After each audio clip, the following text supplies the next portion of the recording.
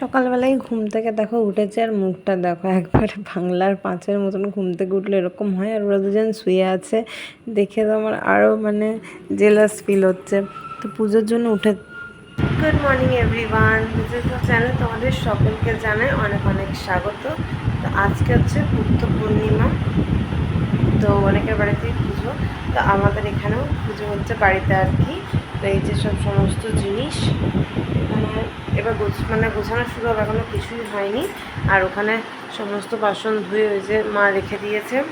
এখন আমি ফলটা কাটতে স্নান করে এলাম, এখন 8টা বাজে, উঠেছি 6:30টার সময়, 8টা বাজে স্নান করে চলে এলাম। এখন ফলটা কাটবো। আর এদিকে দেখো মহারাজা এখনও ঘুম থেকে ওঠেনি।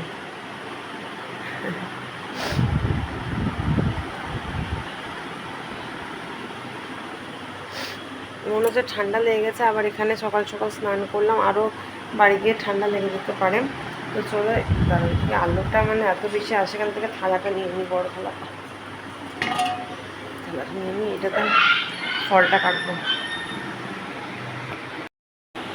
মা গেছে দুধ আর ডাব আনতে, কালকে ডাবটা আনতে একদমই মনে নেই, রাত্রে যখন মনে পড়েছে তখন আর ডাব কোথাও পাইনি। তো সকালবেলা এখন ডাব খুঁজতে গেছে আর দুধ নিয়ে আসবে, যেহেতু সিন্নি প্রসাদ হবে, নারায়ণ পুজো মাস্ট। এখানে ফুল টুল রেডি হয়ে গেছে, আর এই যে পদ্ম ফুলটা ফোটাতে হবে, মানে পদ্ম ফুলটা ফোটাতে হবে। আর ওই যে ফল ওখানে আছে, তো এই যে এখানে লিচু, এখানে আরও সব রকমের ফল আছে, এখানে কলা আছে, খেজুর, শসা, আর ওখানে ওই যে তরমুজ, মিষ্টি।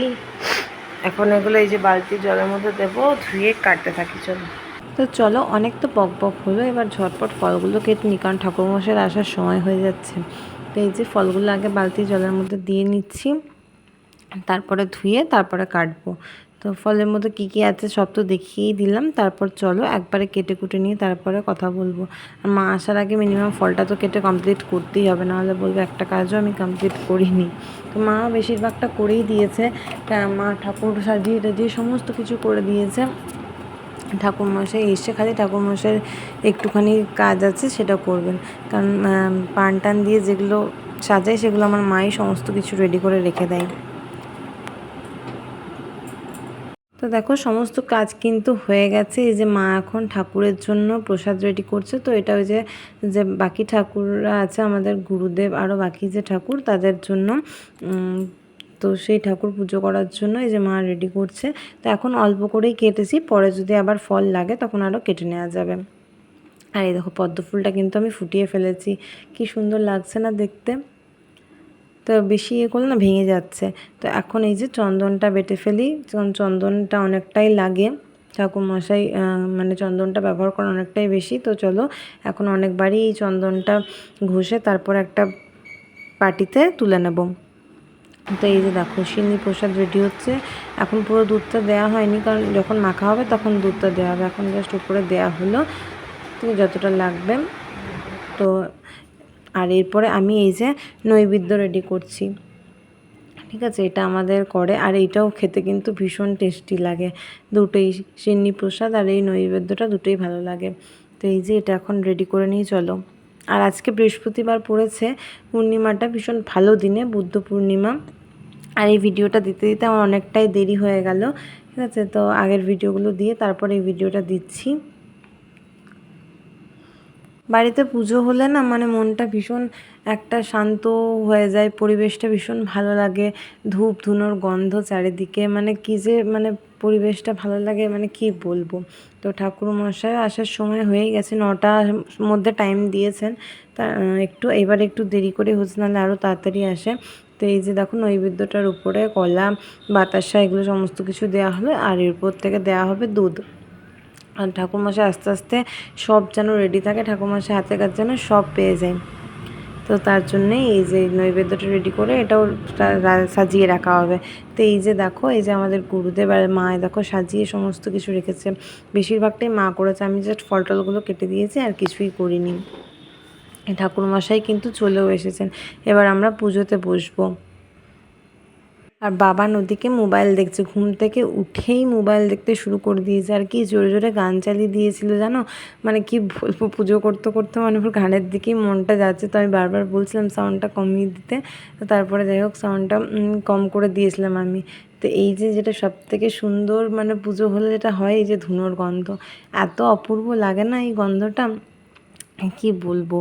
তো এই যে আমি এই কাজটা এখন করছি, ভালো করে এটা ধরিয়ে নিতে হবে। আর এই দেখো আমার বোনকে যতবারই ক্যামেরার সামনে আনতে যায়, কিন্তু না, ও তো আসবে না, ও মুখটা যতবারই থাকবে লুকোবে, ও যে প্রান্তেই থাকুক না কেন। যদি আমি দেখে নিয়েছি একবার যে আমি ক্যামেরা অন করছি, তাহলে ও আর নেই ওখানে, আর শুধু বলছে আমাকেই ক্যামেরায় নিতে হবে, আমাকেই ক্যামেরায় নিতে হবে।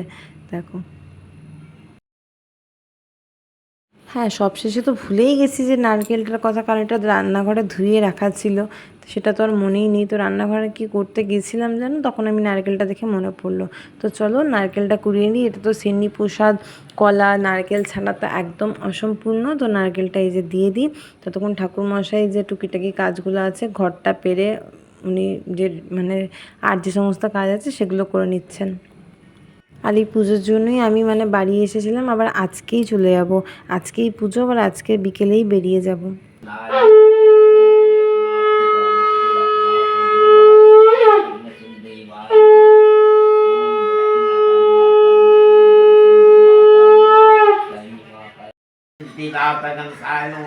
ओम श्री कृष्णाय नमो, ओम नारायणाय नमो, ओम शिवाय नमो, लोकनाथ देवाय नमो, संकट मोचन देवाय नमो, नमो सर्वदेवाय धूप दीपाय नमो, नमो सर्वदेव।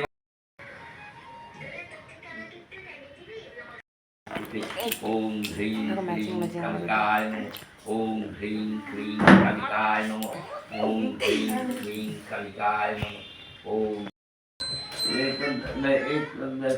इदं स्नानं ओम श्री श्री सत्यनारायण देवाय नमः।